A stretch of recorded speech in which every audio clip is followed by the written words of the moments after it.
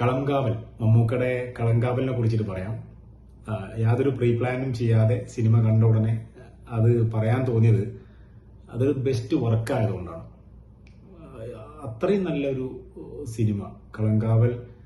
ആ പേരിന്റെ അർത്ഥം സിനിമ കഴിഞ്ഞാൽ നമുക്ക് പിടുത്തം കിട്ടും. അത് പറഞ്ഞാൽ പോലും സ്പോയിലറായി പോകുന്ന അത്തരത്തിൽ എൻഗേജ്ഡ് ആക്കി നിർത്തുന്ന ദ ബെസ്റ്റ് വർക്കായിട്ട് തോന്നി. ജിതിൻ കെ ജോസിന്റെ ഒരു ഡെബ്യൂ ആണെന്നുള്ളത് നമുക്കത് തോന്നില്ല. എഴുത്തുകാരിൽ ഒരാളും സപ്പോർട്ടിന് ജിഷ്ണു ശ്രീകുമാർ എന്ന് പറഞ്ഞ ഒരാളും കൂടെ എഴുതാൻ സഹായിച്ചിട്ടുണ്ട്.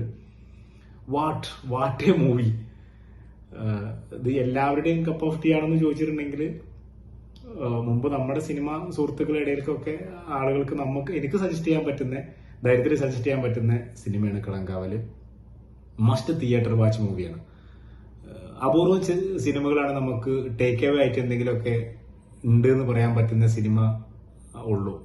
ആ ഗണത്തിൽ പെടുത്താൻ പറ്റുന്ന ബെസ്റ്റ് വർക്കായിട്ടാണ് തോന്നിയത് കളങ്കാവല്. മമ്മൂട്ടി കമ്പനിയുടെ സിനിമ എന്ന് പറയുമ്പോൾ ഒരു പ്രതീക്ഷ, ഒരു ചെറിയ ഗ്യാപ്പിന് ശേഷം മമ്മൂക്ക വന്നിട്ട് കൊടുത്ത കുറച്ച് ഇന്റർവ്യൂവിൽ സിനിമയെ കുറിച്ചിട്ട് പറയുന്ന ചില സംഗതികളിൽ കൂടെ നമ്മൾ അത് വായിച്ചെടുക്കും. ആ സിനിമക്ക് ലോക്ക് ചെയ്യണം, കാണണം, അതോ OTTക്ക് വെയിറ്റ് ചെയ്യണം, പിന്നീട് മതിയോ എന്നൊക്കെ. പുള്ളി ഭ്രമയുഗം എന്ന് പറഞ്ഞ സിനിമയും കാതൽ എന്ന് പറഞ്ഞ സിനിമയും ഒക്കെ പ്രൊമോ ചെയ്യാൻ വേണ്ടിയിട്ട് വന്നിരിക്കുമ്പോഴുള്ള വീഡിയോ കാണുമ്പോൾ ഒരു സിനിമ ആസ്വാദകൻ എന്ന നിലയിൽ നമുക്കറിയാൻ പറ്റിയിരുന്നു എന്തോ ഒരു സംഭവം അതിനകത്ത് ഉണ്ട് എന്നുള്ളത്, ഒരു പൊളിറ്റിക്സ് അതിനകത്തുണ്ട്, പറയാനുള്ളത് സമകാലിക വിഷയം ഉണ്ട് എന്നുള്ളത്. ഇത് പക്ഷേ കളങ്കാവലിന്റെ പ്രൊമോയിൽ വന്ന് അദ്ദേഹം പറയുമ്പോൾ, ഒരു ഗ്യാപ്പിന് ശേഷം വന്ന് പറയുമ്പോൾ കൂടുതൽ അദ്ദേഹം സംസാരിക്കുന്നത് കുറെ പുതിയ ആളുകളെ കുറിച്ചിട്ട് നമുക്കത് വായിച്ചെടുക്കാൻ പറ്റും. വിനായകന്റെ ഒക്കെ പെർഫോമൻസ്, അയാളൊരു ഇന്റർനാഷണൽ സ്റ്റെഫാണ്. അയാള് ഭയങ്കര ഒരു ആക്ടറാണെന്നുള്ളത് അടിവരയിട്ട് ഉറപ്പിക്കുന്ന സംഭവം കൂടിയാണ് കളങ്കാവലിന്റെ പ്രകടനം.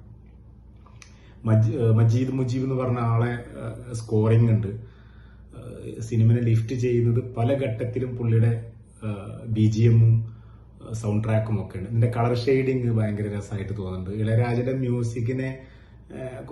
മ്യൂസിക്കൊക്കെ ഉപയോഗപ്പെടുത്തിയതൊക്കെ ഭയങ്കര ബ്ലെൻഡായിട്ട് വന്നിട്ടുണ്ട്. ഞാൻ മുമ്പ് സൂചിപ്പിച്ച കളങ്കാവൽ എന്നുള്ള പേര് എന്താണെന്ന് പറഞ്ഞാൽ അതുപോലും സ്പോയിലറായി പോകുന്ന രീതിയിൽ ഉള്ള ഒരു ബെസ്റ്റ് സിനിമ ആയിട്ടാണ് നമുക്ക് വർക്കായിട്ടുള്ളത്. മുമ്പ് നമ്മുടെ സിനിമാ ചർച്ചയിൽ സുഹൃത്തുക്കൾ ചോദിക്കും, മമ്മൂട്ടി നല്ല നടനാണ്, എന്റെ ഫേവറേറ്റ് നടൻ മമ്മൂട്ടിയല്ലേ, മമ്മൂട്ടി കഴിഞ്ഞാൽ ഏറ്റവും ഇഷ്ടം ആരെയാണെന്ന്. മമ്മൂട്ടി കഴിഞ്ഞാൽ ഏറ്റവും ഇഷ്ടം കഴിയില്ലല്ലോ, മമ്മൂട്ടി തന്നെ. എല്ലാവരും പോയി കാണാം. നല്ല വർക്ക്, അടിപൊളി വർക്ക്, സൂപ്പർ സിനിമ.